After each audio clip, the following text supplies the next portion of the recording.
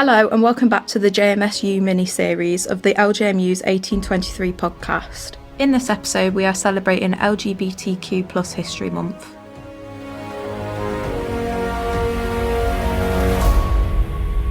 My name's Lois, and in this episode we'll be discussing the university experience whilst being in the LGBTQ+ community. This coincides with the celebration of LGBTQ+ History Month. Today I'm joined by Ollie, an alumni of LJMU who started their transition in 2019 between first and second year. Hello Ollie, thank you so much for coming on the podcast. Thanks for having me. Just tell us more about yourself and why you've come on today. Well, I've just come on to sort of share the experiences that I had as whilst being trans at uni, coming out in at uni and being the trans non-binary PTO last year. And when you were at uni, you started your transition and sort of things like that. What was the first sort of social transitions that you made during this process? So for me, at least, like obviously it's different for everyone, but mine was changing my name, changing my pronouns, and getting a haircut. That was the big one. I was like, just chop it all off. Yeah. But like, I mean, socially transition is different for everyone. So like, no one is necessarily going to follow the same path. That is usually the ones that people follow, especially from like moving towards like the mask side of things. But yeah, mine was changing my haircut and sort of changing my style a little bit. I think like uni for me was such a good thing because it allowed me to have like a gradual change in first year. Like I went to an all-girls primary and secondary school, so I always felt like the need to sort of imitate the people I went to school with to sort of fit in a little more. But being at uni was a lot more like, this is going to sound really cringy, it allowed me to like find myself. So I was able to like slowly make that process and make that change like throughout the year, and then I came out like over the summer between first and second year and made those changes after. Did you find that, you know, how you said about, you know, coming to uni and you sort of like find yourself and stuff like that, was that kind of one of the first times when you felt like, you know, that this is where you can properly be yourself, you know, because you're from quite far away from Liverpool? And was it quite nice to sort of get away because you could sort of create this new life for you in a way? Yeah, like I always knew when I was looking at unis that I wanted to go somewhere out of London, just for a bit of a change, to be honest, but also just so I was like away from home. And coming up to Liverpool, like I didn't know anyone. I was alone in the city, and it meant that like I could not like reinvent myself because I was pretty much just the same person I was, but it just meant that like I didn't have to be the person that I was at home that I didn't want to be because no one knew me. So it wasn't like, oh, look at them, they've changed, they're doing like this, they've never done that before. It was just like, oh, I can do whatever I want now.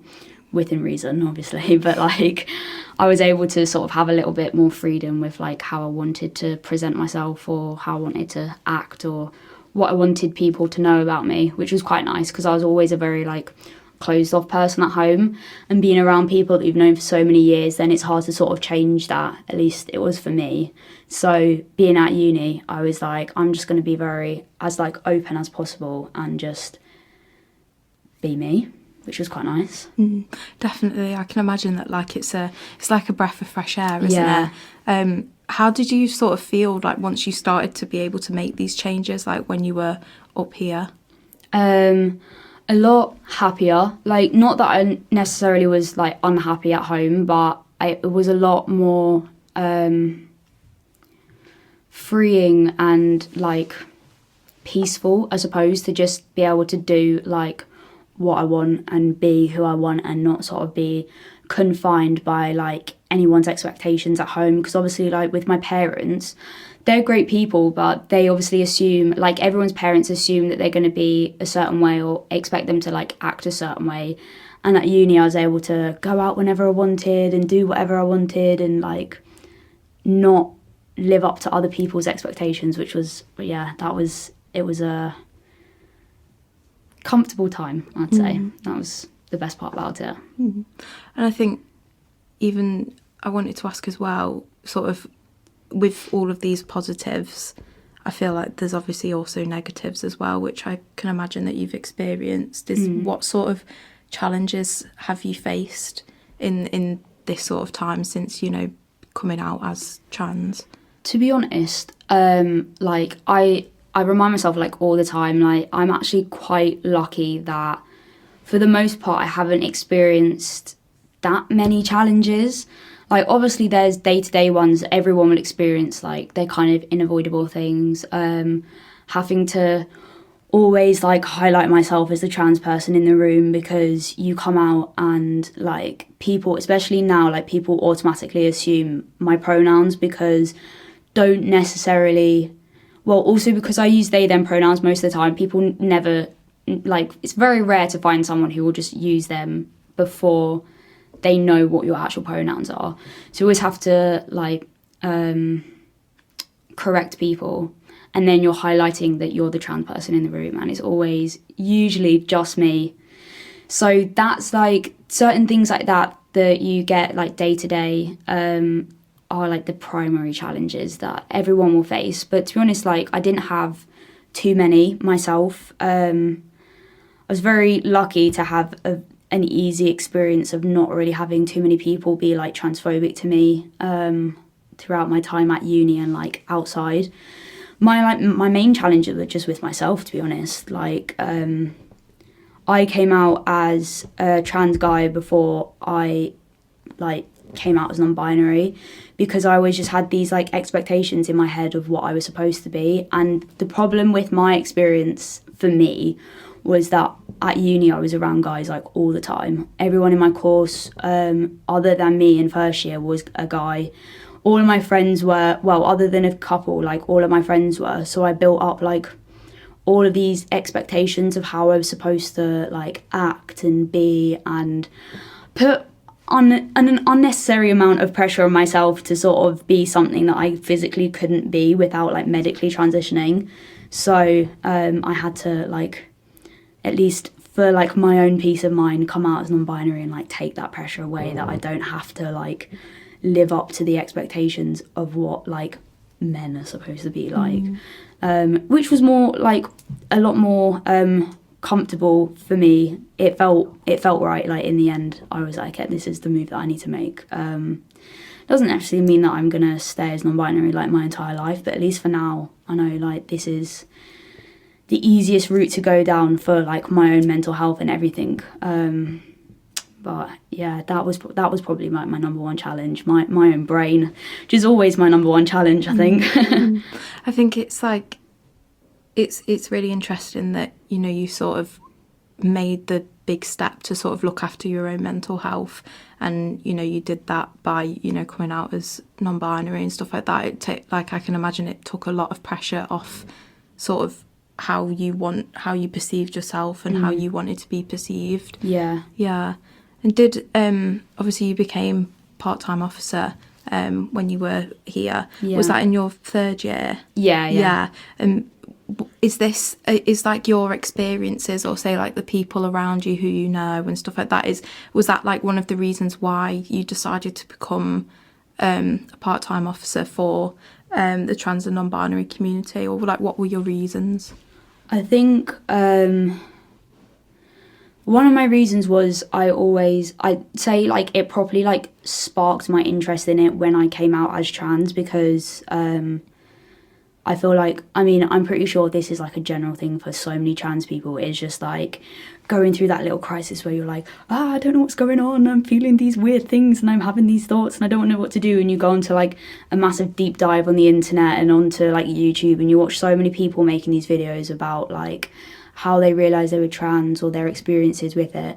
So I ended up learning so much over that summer, where like when I came out as trans, because I basically did like so much research into like understanding what was going on in my own head. And through that I felt like I was happy to talk about stuff, which is ironic because it's only in certain situations, but it's very easy to do online. And I felt like if I have this information and I'm happy to like spend my time making little posts and like putting them on Instagram to help my friends understand me, or someone else's friends like understand them because they can see it and share it, or some random person on the internet who's like, I want to become a better ally and I want to educate myself, then why not use that? Why not like use that effort that I have, or that sort of not minding to make those posts and actually do something with it. So because I had that sort of side of me before I ran, I thought, why not use that to help other people at uni? If I'm happy to share the knowledge that I have, why can I not make it a better place for like other trans students and help educate everyone else at uni and create some resources or something that everyone else will be able to use? Because I know, like, with my course, my course leader was actually really good with me coming out. He'd had a couple other people come out before, so we kind of knew what was going on. So I wanted to be able to share that knowledge and sort of help make other trans people's lives a little bit easier at uni. And I just wanted to help people, to be honest. Like, I love being able to help people if I have the time and the ability to be able to make people's lives easier. Then why wouldn't I want to, you know? Yeah, definitely. Was that kind of like the main thing that you sort of campaigned for as an officer, or did you have other things that you campaigned for, you know, with like education and stuff like that? That was actually one of the main things that I campaigned for. So one of my points was wider use of gender neutral and gender inclusive language, more support and guidance for trans people, and a zero tolerance for dead naming and misgendering, which I didn't achieve like in its entirety, but I worked with the VP of activities last year, and then I continued working with Cloda a little bit over summer this year to make a trans policy that can be like a go-to document for absolutely anyone, whether that's staff wanting to find ways that they can support trans students, anyone that comes out in their class. So it would have like a glossary of terms and explanations of how to help people and what things to say or what things you shouldn't say. Basically just like a reputable source of education for staff members on how they can communicate with trans students.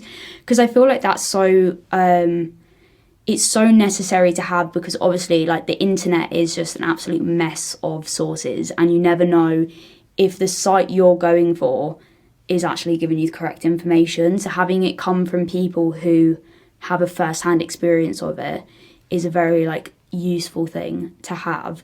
But also it's sort of like a guide for trans students and staff on how how the trans students should be treated and how the staff should act. So whatever happens, trans students know that they can go to this place and contact this person if this were to happen. They know like they deserve to be respected in this way. So that was like one of the main things that I was able to do. And the other one that I actually had to look at these before I came in because I couldn't remember what I'd campaigned for, which is probably really bad. But ironically, wrote down something for myself, which is quite selfish, but I guess actually did help other trans people, because I wanted my name changed on my ID card. And I thought, other people will probably want this too. And without realising, because my memory sucks, I did this without realising that it was actually one of my campaign points whilst I was officer, which I just laughed about on the train up here today. But it was like working with Julia from the EDI department to create a way for trans people to be able to change their name on the system without having like deed poll documents for like legal name changes. Because when I came out, I asked my course leader to be able to change my name, and because I don't have any legal documents, it could only be like a preferred name on the system, but it was still something. So the majority of information that I would get would be under Ollie rather than my dead name, which was nice. Obviously, like certain information will always be under your dead name because like legally it has to be, and that's kind of unavoidable until you can legally change it. but it was a slightly awkward process to go to because he had to find someone who would be able to change it. I could not access any of that myself. So we worked on making that easier for trans people without the legal documents to be able to do, so you don't have to see like their name flashing up all the time. And also so people that are in bigger classes, people who are in lectures of like hundreds of people, don't have to have their lecturer reading off their dead name all the time, because obviously like they're not going to remember everyone that's in the class. They're only going to be reading names that come up on the system, so it's nice to not be able to be like dead named in front of like 300 people. And then we moved on to making it easier to access getting new ID cards, so you could have your name and like an updated photo on the ID card, so you didn't have to like look at that every day when you're trying to get into buildings and see your dead name all the time, which was nice. Yeah. So that was like two of the things that I campaigned for. Yeah, that's brilliant. And I think the thing with like the dead names and stuff like that is such an amazing thing to campaign for, because like names are so important to like everyone, isn't it? Like it's your sort of main identity. Yeah. Like when you first meet someone and stuff like that. So I think it's amazing that, you know, how successful you were with that as well. Like even if you didn't realise that it was going to affect like as many people as it has. Like I'm sure there's a lot of people at the uni now that, you know, are still benefiting from it to this day. I think that's why I think like the PTOs are so good, because even though you sort of only run for like a year or however long, the stuff that you do sticks as a bit of like a legacy in a way. Yeah, it's brilliant. Yeah, it's nice to know that like it has an effect for other people as well. Obviously, I have no idea how many people it actually affects, but it's nice to know that at least it's something that should make people's lives like a little bit easier. If you can have some impact, it's nice to know it was like worthwhile. Yeah, definitely. And did you see any other developments like while you were at uni for the trans community, like besides the ones that you pushed for? I'm not sure if it was because I was like more involved with the uni by then, because like in first year I thought like I'm just gonna get used to being at uni, living away from home. And then obviously, at least for me, second year was just spent in my room in my flat during lockdown, so I didn't really have much involvement other than online lectures.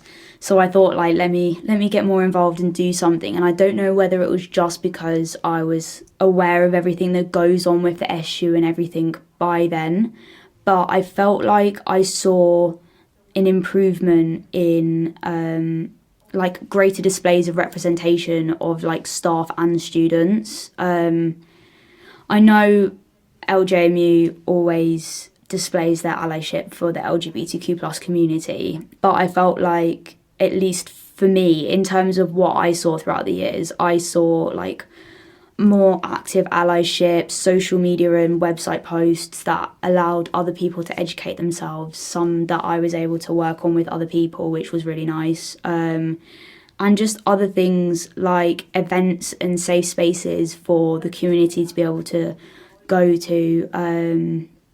More work was put into when I was in the student council. I saw a lot of work being put into creating like sports classes and things for queer people and women, just so they could attend it in a safe space without like feeling unsafe around, you know, like certain people will definitely feel the presence of toxic masculinity within the gym. So having places where they could just be free to do the exercise that they wanted to do, and also having things like more thought being put into creating systems so that queer people and women can feel safer outside of uni as well. A lot of talk on how as a uni we can support people outside, especially during like nightlife and things like that. So seeing the development of things within the uni moving to like caring for students outside of the uni. Obviously, like I know the uni cares a lot about people outside of it still, and there's things like how they can support you with your accommodation and everything like that, but just seeing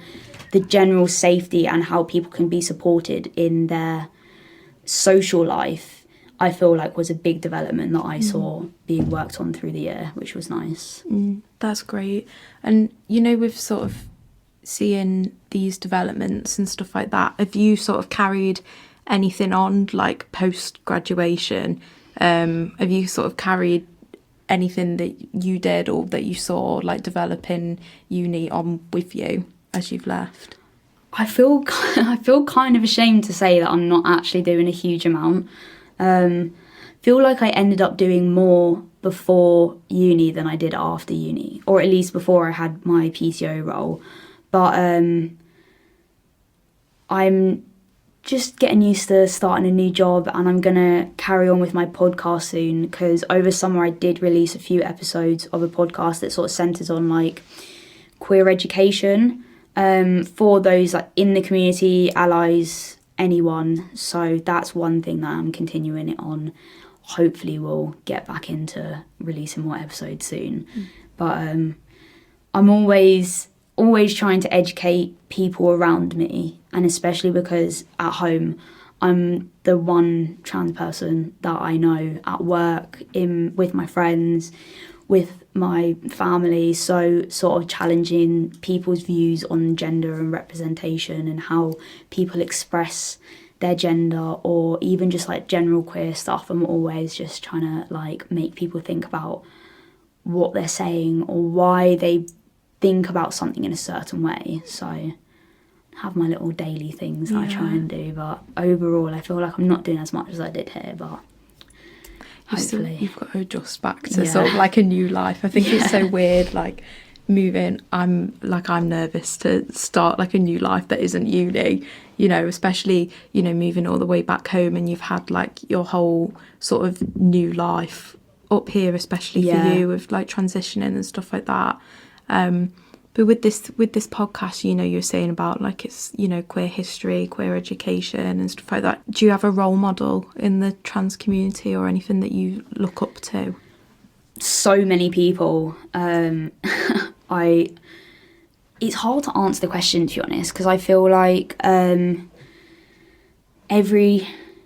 least for trans people, well, for queer people in general, like everyone is a role model in their own way, because there's so many obstacles that people face day to day, like governments trying to deny rights, access to healthcare for people, especially in America. Like that's such a huge thing at the moment, and just the ability to like live freely as ourselves. It's sometimes so difficult. So every person that like wakes up and keeps pushing through is just inspiring in themselves. But obviously there's certain people that I could name that I just think are inspiring, even in small amounts. Lots of trans people come to mind, people that I see on Instagram, especially people that are out there educating and fighting just to make life a little bit easier for everyone else, like having that selflessness. Obviously it impacts them as well, but having that selflessness to be able to commit your life to helping other people is just inspiring. Definitely. And I think with social media and stuff like that, I've noticed especially that there's so much more sort of education out there in like the past few months or like past year, like, you know, on TikTok, Instagram, Twitter or anything. Like you say, it's a hard question, isn't it? Because like there is so many people that you could name that all do different things in the trans community for people. Yeah, I agree. And with the fact that it's like LGBT History Month, what does that month mean to you personally? It's a little celebration, I think, for queer people. I feel like with so many of the queer pride days that are scattered through the year, there's always, I feel like at least last year, there seemed to be, from what I saw on Instagram, a lot of focus or a lot of people trying to move away from the focus. But there always seems to be so much emphasis on the struggles that we face, the issues that are still present, and educating like cis straight people about everything that encapsulates the LGBTQ plus community. And whilst like we shouldn't negate that, whilst we should still educate others, although technically it shouldn't all be put on us, other people should educate themselves, I feel like LGBT History Month, along with obviously like Pride Month, is a celebration. celebrating the past, like the people that paved the way for us to be here. And obviously, like, we've still got such a long way to go, but celebrating the fact that we are where we're at now, because we have achieved so many milestones over the year, and being aware that, like, obviously there are still negative things, but we can still celebrate the positives. We can still celebrate the people in our community, ourselves, the achievements that so many people have made. I feel like the month should just be a celebration of our history and everything that we've achieved, rather than focusing on, like, the negatives of that so many people. It's so easy to do, but I feel like, yeah, it's a celebration in my eyes. Yeah, I agree so much, because I think, sadly, like, obviously a lot of queer history is not always positive, because, you know, of people have, like, fought for where the community is now, and, like, people are in the community now are fighting for what it will be like in 20 years, and stuff people like will that. look back at with the same view in a way, but I agree with you that it should be like a big celebration for sort of how far it's come, and, you know, all the things that have happened as well. It should be celebrated. I agree massively. This is sort of the last question, really. It's just, do you have any advice of what you'd say to other students that are going through a similar thing that you went through at uni, or what you experience now? It's quite a big question. The first thing that came to mind was, I don't know why, maybe it was just the other question sort of prompted this in my head, but the first thing that came to mind was, it is all right to be terrified to come out to people, to your class, to your lecturers, to your friends, to your family. I feel like, in terms of advice, that's the first piece of advice that's useful for when you come out, because it's almost like the first step that you make, in a way, and it's okay. Like, it is scary. I know I was absolutely terrified for so long, but work on it slowly. If you want to come out, find a friend who can support you along your journey, who can be there with you to help you come out to other people. I mean, the first lecture that I had after coming out, thankfully, was online, but after the first couple times that I heard my name from my lecturer, I had to turn off my camera because I almost had a panic attack. I was just, like, so scared. It was so weird. Like, I wasn't used to it because I was living at home. I didn't hear my name in real life, other than every, like, once in a while when I met up with my my close friends at home. I didn't hear it at home, so, like, in my house. So hearing it when I was back at uni, I was like, oh my God, this is so weird. Like, I'm not used to this.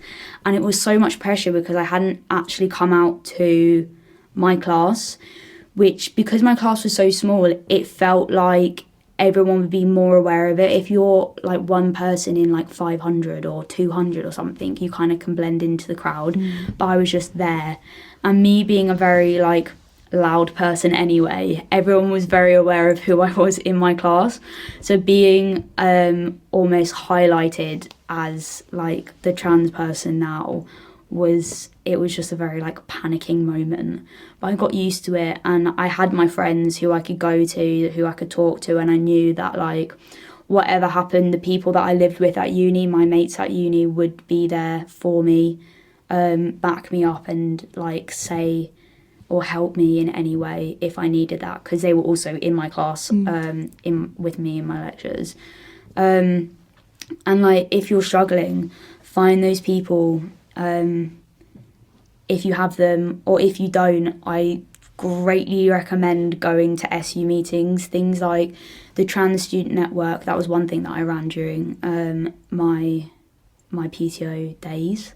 And I believe it's still running now, and, like, the LGBT Student Network, the LGBTQ plus Society, anything like that where you're able to meet other people that are like you, that you can find people who will be able to support you and understand what you're going through.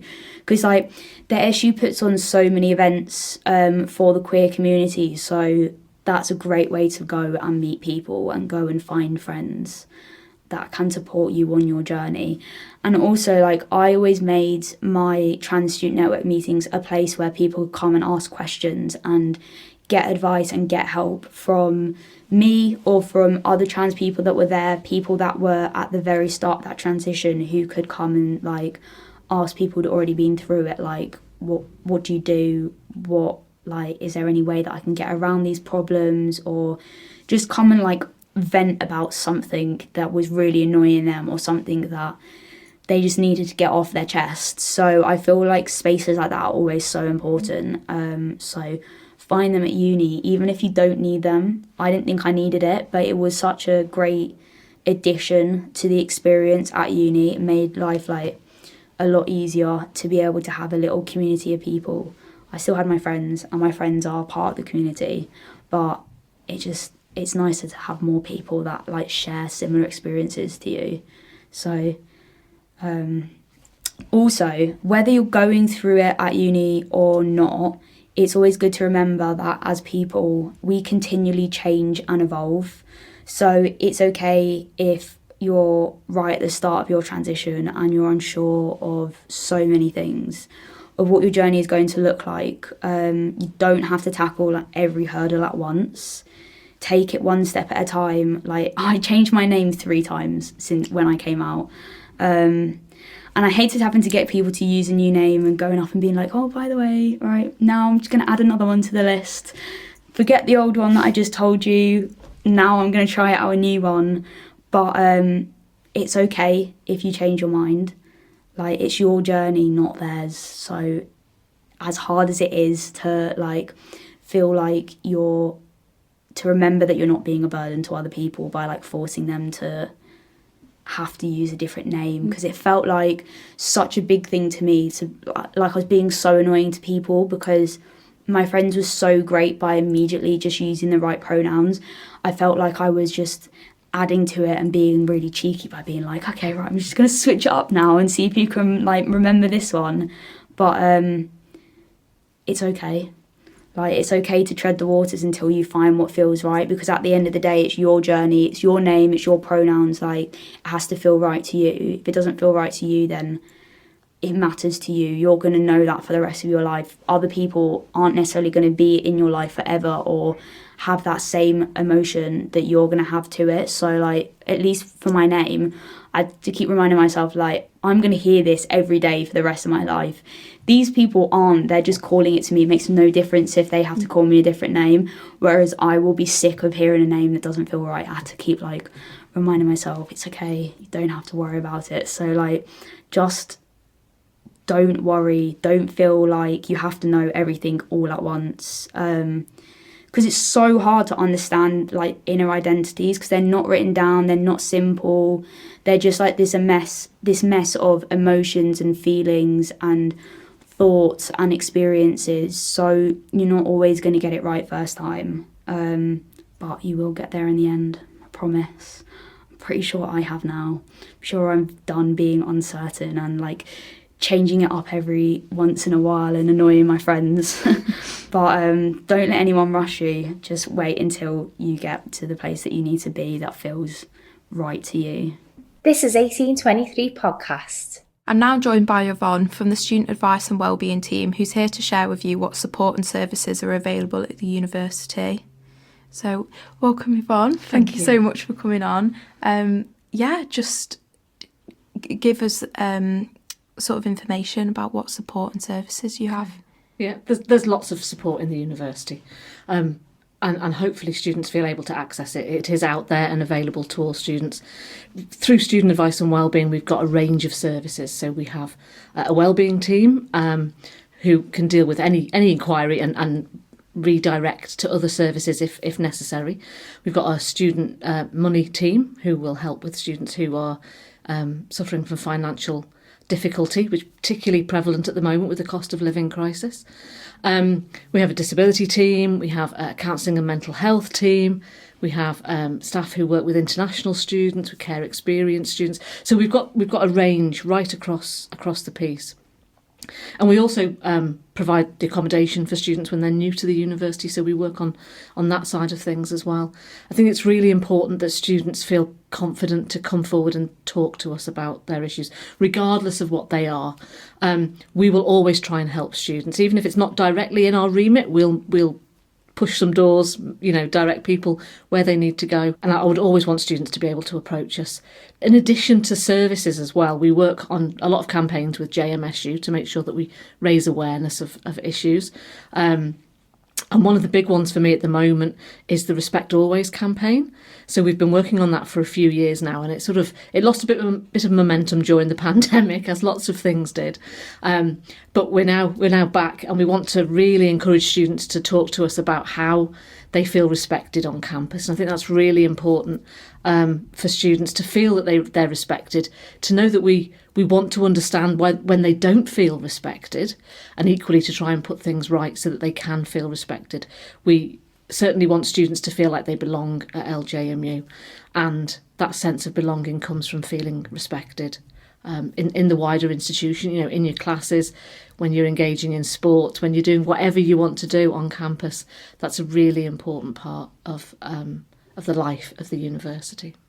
And, following on from the back of everything that Ollie said in our podcast, and how they said that, the most important thing to do is to talk, how sort of important is it for there to be sort of communities in LJMU that allows people like Ollie and other members of LJMU to be themselves, and as like a safe space to be themselves? I think it's vitally important, isn't it? Everybody needs to feel that they've found their people, that they're part of a group, that they've got that sense of belonging. So we'd always want students to develop that feeling, and if they don't, we want to be able to help. Certainly, the Students' Union do loads of stuff through clubs and societies to develop that sense of belonging. But if students are struggling, they just need to come and access services, and we'll help them as much as we can. They don't need an appointment. They can just call in. There's a drop-in every day, Monday to Friday, at the Student Life building, where you can just drop in and talk to somebody. You don't need an appointment. If you don't want to do it face-to-face, you can drop us an email and do it that way, or you can ring us up. Don't worry about who you're contacting. Just contact a number or a person in student advice and wellbeing. We will find the right way through to get you to the right source of support. You don't need to know that. But yeah, just contact us and come along. Thank you so much for that, Yvonne, and we'll make sure to put all of that information in the show notes for everyone listening. And thank you from me personally for listening to this episode of the jmsYOU mini-series.